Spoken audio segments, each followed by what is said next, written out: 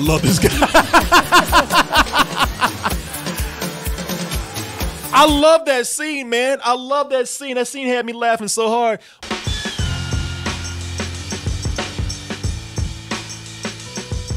When you talk about stories of movies about repeating days over and over and over again, there might be stories that have done that throughout the years, but when you hear about that today, the go-to is what, Martin? Groundhog's Day. He's not just stuck in Puxatawny. Will you be checking out today, Mr. Connors? Chance of departure today, 100%. At first, he was a little anxious. See, that's why you keep repeating the same shit over and over again. You're an asshole. You know, you could have done this in 24 hours and had it done if you just been cool. Yeah, but where's the fun in that? Yeah, where's the fun? I love that. Get the out of here. Be cool. You would have been like that the second time. Oh, I would have been like that the first 20 minutes. Yeah, people, you know, this is something where it's been done because of the popularity of this movie. Mm-hmm. It's been done several times over again to the point where it feels like the audience is living the same shit over and over again. It's a genre in itself. It really is, man. It really is. Hey, but you know what? If it works, cool. You know, as long as they make them good, and as long as audiences are enjoying themselves, there's a reason why something becomes a subgenre. Mm-hmm. Because, you know, people love the formula. They want you to repeat it. They want to repeat that same day over and over again.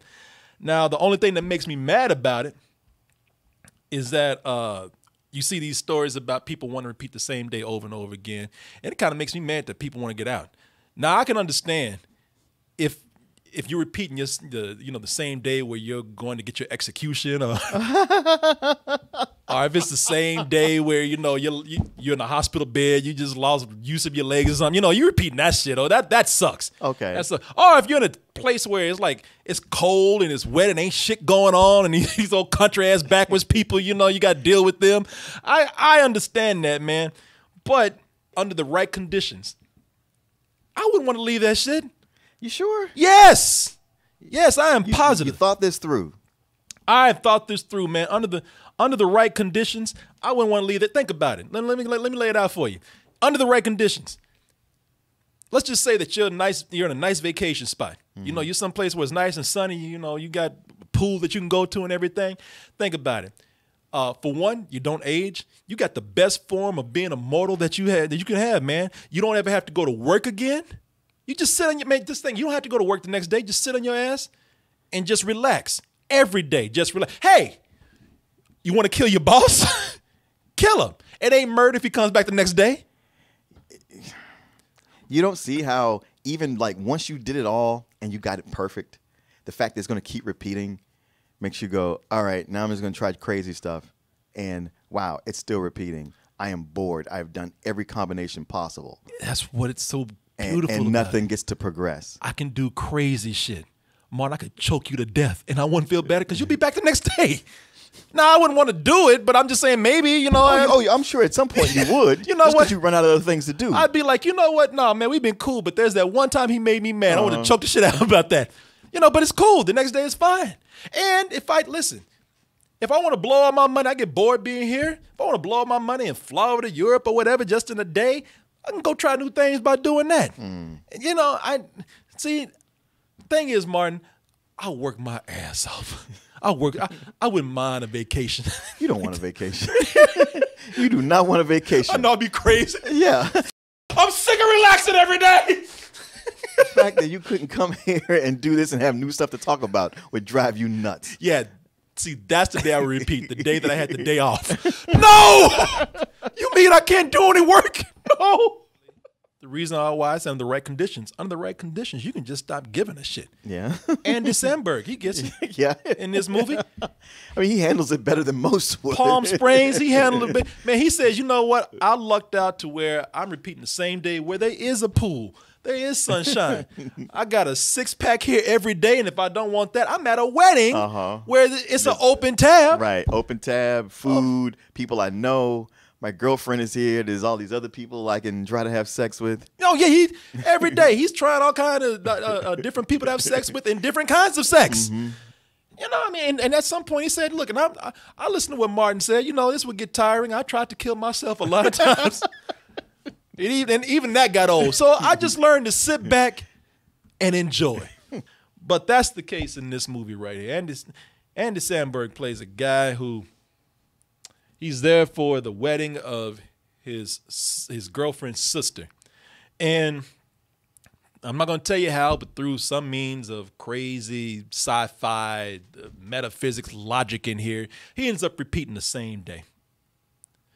You know, everything was cool. He was fine. What happened? Brought in a chick. A woman had to come in here and just ruin all that shit. Did you know he was cool? Yeah, I mean, he had a system. He had a system until this chick came in, man. See, I almost see this as a metaphor for being single for guys. I suppose so. That it took a woman to come in and slap him and say, "Hey, wake up, dummy. This is pathetic. You should not be settling for this." Or I was drinking, I was having sex, I was doing whatever I want to, and your ass had to come in and make you grow up and hold me back. You know, this guy, he did bring her into the lifestyle. Yeah. She didn't ask for this. Right. She didn't know what was going on. By some kind of way, it was bound to happen that he was going to f somebody else's life up. And while he might be cool just sitting back and chilling, like a woman, she wants to progress. She like, you know what? I want to be responsible. I want to be a full human being. I want to be an adult. But she wants to be an adult, and she's like, you know, I know this is all a metaphor. You're at a wedding. This whole backdrop is, you know, you're at this. I had to repeat these weddings, which means I have to repeat marriage my whole life. It sucks. I feel weighed down. She's like, well, you know what? I don't, and I want to get the hell out. Thing is, now he has to think about this. There's this chick over here that I like, but I got a good thing going here. If she does, by some miracle, find a way to get out of this time loop, she gonna mess up everything. Yeah. Is there a way to kill her without her ever coming back again? No. If she somehow finds a way to stop this time loop, got a choice to make. Do I want to stay here where it's good, or do I want to follow her? We'll see what happens here. Well, actually, we won't, but we'll tell you about how we feel about the film and this predicament that my man is in after we watch the trailer. Nice.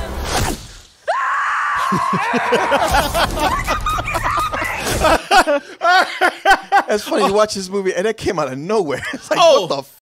Oh, yeah. I forgot to mention that, you know, one of the drawbacks is that there's a crazy guy trying to kill you, but it only happens every now and then. Yeah, so often. It doesn't happen all the time. That's, you know, a mild inconvenience.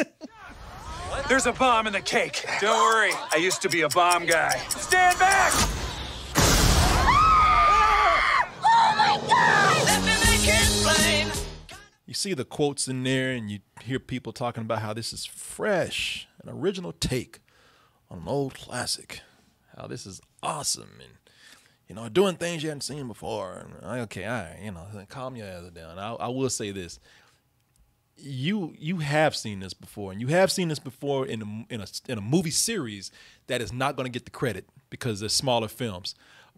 Sure, Groundhog Day is in there. That cannot be denied. Groundhog Day is now considered the granddaddy of these day after day repeat movies or stories. But this actually has more in common to me with Happy Death Day, you know, with the introduction of death in there too, but also with Happy Death Day 2. It's more like that one because in Happy Death Day 2, what they do is they have these stories repeat with another person. You know, they bring somebody else into it. So it's just not the experience of one person. You know, somehow, some kind of way through some loop in this sci-fi thing right here, someone else is experiencing the same thing too. The day reset when you died, right? Yeah. I might be able to help with that. I died 11 times. You're like, well, shit, I don't want to die once. I know. How's that supposed to make me feel better? Not encouraging. Yeah. I need to talk to somebody else. Yeah.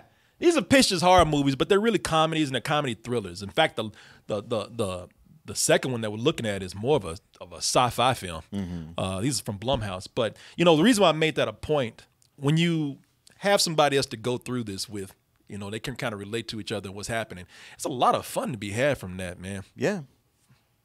Yeah, because just, you know, so much of it in the beginning, whereas all we know is Andy Samberg going through it. Yeah. He's just he's just fun. He's fun to hang out with, to watch him just have that like I don't give a shit attitude.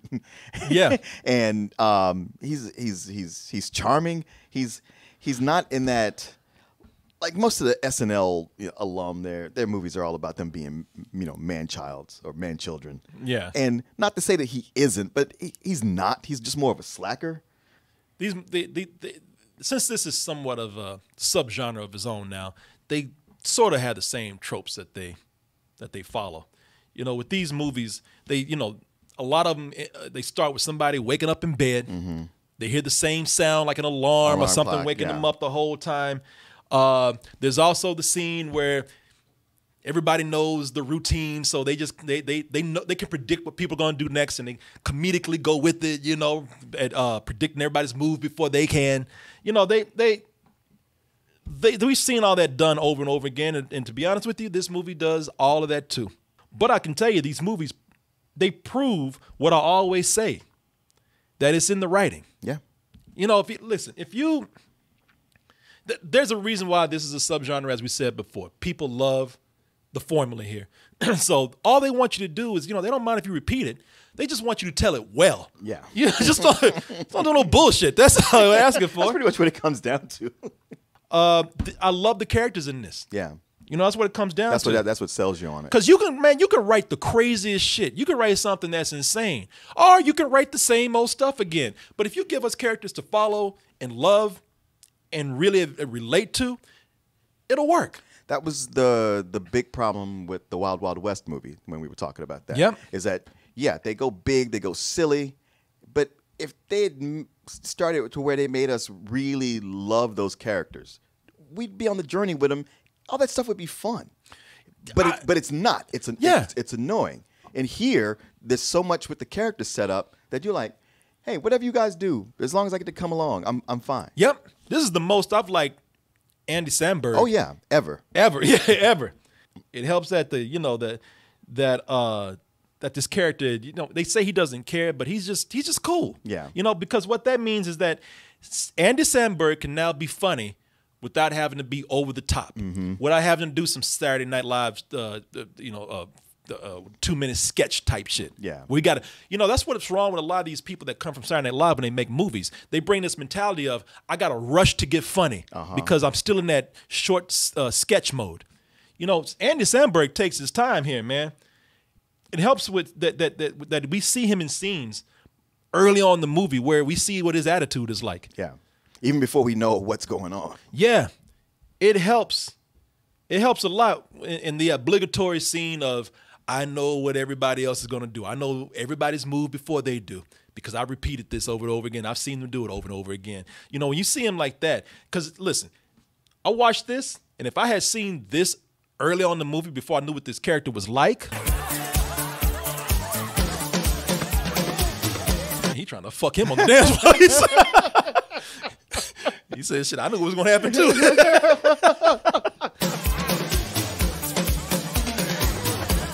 I love this guy. I love that scene, man. I love that scene. That scene had me laughing so hard. But if I had seen that before I knew what his character was like, I'm like, oh, here we go. Of course. Here we go. Since, I know what the character's like, I'm like, all right, you know what? I relate to the character before the antics start right here. I'm like, what the f*** are you listening to? Like, that's not a real... That's a song made for the movie. There ain't no song out there like that. Some generic-ass disco song. A jungle drums mixed with the Pet Shop Boys. Goddamn Donkey Kong over there. Yeah. But because I saw that character earlier, I like that character, man. What's his name? Niles? Niles, yeah. Yeah. Their relationships are not obvious. Their relationships are not what they seem. Relationships for any character in here are never what they seem. Now, I will say this. Listen, this is a sci-fi movie. It's a dark comedy, but it's also, most of all, a romantic comedy. And you can kind of guess the projection of what the main characters are going to be. Supporting characters and characters on the side, man, everybody has like most people have some sort of secret or Yeah. there's something going. You cannot predict. Everybody's f***ed, man. You cannot predict Right. how any of these relationships are going to work out. Yeah. Because from your first time, your first time through, you don't know all the chaos that's underneath, and why he has so much to play with. But all the supporting characters here are awesome, man. I mean, most of them. I have a complaint about one or two, but for the most part, it's just fun seeing how things are working out. As you said, the chaos around him, because things are not as they seem. No, and they take a good while before they even let you know that he's in a time loop. Yep. So all you know is that he's at a wedding that he didn't want to go to. Yep. Him and Christian Milioti? Milioti, man, they're great together. That's one of the things I like about the movie is that, look, if you got a romantic comedy, it ain't gonna work if your two leads ain't getting along with each other. And she's great. She's she great really is. She's great because they're great together. You saw in the trailer how, they like for a couple to really, for you to buy into them and get along with them in the movie, you need to see how they go through their good times. The good times are what's gonna make when things go bad. That's how you know if a couple is working, because when things go bad, you feel like, oh man. Yeah, because a lot of these movies, the formula. Yeah. Going to get together. They're going to be, they're going to have some ups and they're going to have some downs, and the downs are supposed to really feel bad. Now, if it just feels like you're going through the motions of a formula, you don't feel anything. No. But if you could convince somebody that those characters are having a great time together, goddamn, I'll start tearing up my shit. Apparently, I'm not having a great time. Fuck these Like people, your phone man. in that stand. Shit. I'm not. This is not working, Mark. This is our bad partner in the movie. No, if they're together, man, they're having a good time. It's going to make the bad time worse. And they do have a lot of great times together. They just get downright silly, and those moments don't even make you think about what dark times may lie ahead. Wait! Stop! There's a bomb in the cake. Son of a bitch! You ruined my plans! From origins unknown. I asked my wife if we could do that at our wedding. I want to do some shit like that. You know me. She just stared at me until I walked in. You don't want to dress up like a pirate and jump out and then we say our vows. You don't want to blow up a bomb. Wait, where you going? Looking at them in those scenes right there like that, I'm like, hey man, you're kind of having a good time with them at this point. Because at that point, they're doing this because they've lived this so long. They don't give a shit. Yeah, right. At that point, she's just accepted. Like, okay, this is how it is. You might as well have fun with it. Yeah. That just makes it worse when the dark times come. But also, I gotta say about those parts, him acting with her, Andy Samberg, and her being so good, and their scenes together so good, and them, trying to make this feel like a real relationship in this exaggerated story. The more humane parts of Andy Samberg come out very well too, because they go in, they have their fun, they get silly, they make out and do what couples do, and then of course the inevitable fighting comes up, and they do that shit a lot. Never been arrested before. Yeah, and I'm very curious to see what it's all about, aren't you? Yeah, well, you're white. Everything's going to be all right. And the thing I thought about besides that. Ain't shit going to happen. I can tell you that right now. If you think about how often you're with a girl and you're dating her and everything is fun. Yeah. And then she starts doing something like that and you go, oh, shit. She's actually crazy. She just hit it up to this point. Been 90% of my life. What am I going to do now? Maybe she's just acting out right now, and that's not her real personality. Martin, I've been through that shit so much. I should have been shot by the police by now because some shit they pull. I'm lucky to be alive right now. Hey, man, that Christian Milioti is that's a gorgeous girl, man. But she got some big ass eyes. Yeah, a Gollum would look at her and go, God damn. Shit, if you ever make a CG Beauty and the Beast, you ain't gotta do no CG for that. Just hire her ass. She got Disney character eyes. Yeah, they're anime eyes. Yeah, but she's a gorgeous woman. Yeah, though. very much so. I mean, I was talking about her eyes because her eyes are big and beautiful, but big. But big. There's some characters in here that I'm not crazy about all the time. Because I'm talking about the characters that I like in this. this girl here, man. What's her name? Meredith Hanger, who plays the girlfriend. The girlfriend. Yeah, I mean, because all the characters in here are really cool. It's like she's not bad. She doesn't ruin the movie for me or anything, but she is the typical ditzy young blonde in here. Yeah. You know, the one that's all about, I don't know anything but social media, you know, OMG is everything, you know, all that kind of stuff. I think it works in the beginning because before we know everything that's going on with him, we just see him and her together, and you're already going, this is not a good fit, this couple. Yeah. And the way he's looking down and depressed, she's like, oh, you're not going to do your depressed thing. You're just like, yeah, you totally see why he would have leanings toward Kristen Milioti. Yeah. It's just as clever as the characters are in here. This is the one where it's like, all right, well, that was an easy character to put in there. You know, there's nothing special about that character. We see that type all the time. There's nothing to her except to be, you know, ditzy and dumb, so it makes it easier for Adam Samberg to go to another girl. I'll tell you who I did like in the movie. You probably know who I'm going to say, too. Your boy, J.K. Simmons. J.K. got one of your hats on. J.K. Simmons, man. I love J.K. Simmons in this movie, man. Shit, you know, if Spider-Man or Miles Teller look at this shit.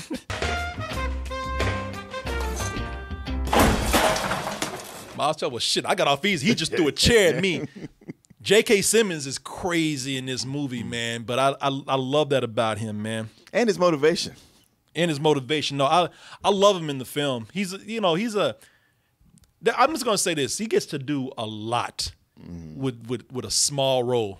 He gets to do a lot as far as different ranges of acting for this character. This is a great. I'm not gonna say it's an easy part, but it's a smaller part.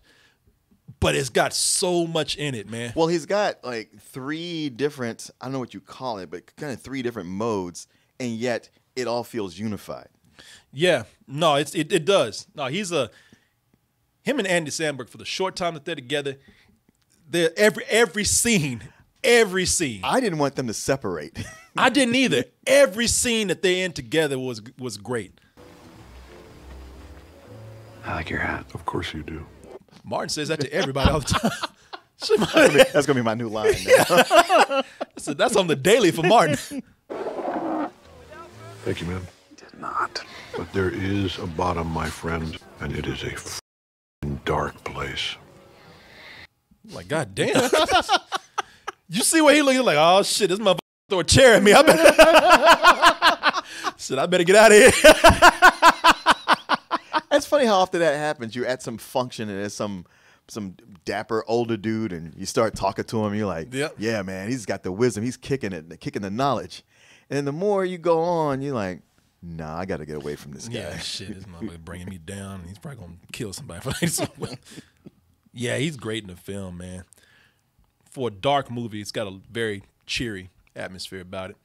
I really like the movie for, just looking at it. I mean, you can look at scenes like this and just see how let me see here. You can see how they just in simple scenes where people are talking, you can see where they went in and bumped up the colors and did the set design to be very colorful. And for somewhat of what's considered to be a dark sci-fi comedy, it's always blue skies, bright colors popping all the time. Desert is like this bright red. It's like it's a movie that just cheers you up just by looking at it. Yeah, it's a place that you want to be in. Yeah. It really. That's what I'm saying. Why you want to leave that? I want to be there forever. It's just a fun. It's a fun movie. It's just a fun film, and I mean, I wish because this is on VOD. Like I said, this is on it's on Hulu right now. Before it was on Hulu, you probably read this story too. It was a big hit over at Sundance. Okay, they showed that in the trailer. Yeah. It's like it set a record at Sundance, being one of the highest paid for films acquisitions at Sundance. Beat the last movie by 69 cents. Oh, okay. I think they put that 69 cents in there just to bump it up. Yeah, just to bump it up. The last one was Birth of a Nation. Okay. They paid $17 million for that. They paid $17 million and 69 cents for this. But I can see why it was a huge hit. This is on VOD, and I'm like, man, See, that's what I'm talking about. The hell, the theaters, man. I wish we get during this time. I wish we get more movies like this on VOD. Yeah. I really enjoyed this. This is one of my favorite movies of the year so far. Yeah. There's so many clever things that we're not telling you about. It's a lot of fun, man. I give this a high full price. Yeah, same here. I you know, like I said, I had read some good things about it. Knew it was going to get talked about. Had to be home on a Saturday night and then flipped on Hulu and it's like, oh yeah, let me go ahead and check this out. Yep. Not expecting much because loved at Sundance a lot of times doesn't mean jack shit. Yeah, you got that right. And I was so pleasantly surprised. Just really fell in love with it. Just like when it was done, I was kind of sad because I wanted to go longer. I was like, I could totally find somebody and watch this again. And you're right. It's the fun and the cleverness that the chemistry, all that. Yeah, it's a high full price. Yeah, very well put, man. Yeah, high full price right here. And I mean, they make a joke. I'd see it again and again, but I mean, yeah, okay, yeah, it's a writer trying to be clever, but it's true. Yeah, like the first thing I wanted to do was I'll tell you the first thing I did. I ran in there and told my wife. I said, look, when we get time, you need to watch this with me. Yeah, because I don't mind watching this again. When I get home and you're trying to sit up there and you're saying, hey, what do you want to watch? And then you want to put on all these academic classes and shit, movies about documentaries about farming and shit like that. No, God damn it, no. Tonight we're gonna watch something fun, and this will be it right here. Okay, well, hopefully she'll like it, and not sit there going like, "This is stupid too. I don't understand." You catch up with you time. Can't you leave this planet for a little while? Can't you just leave reality just for a little bit?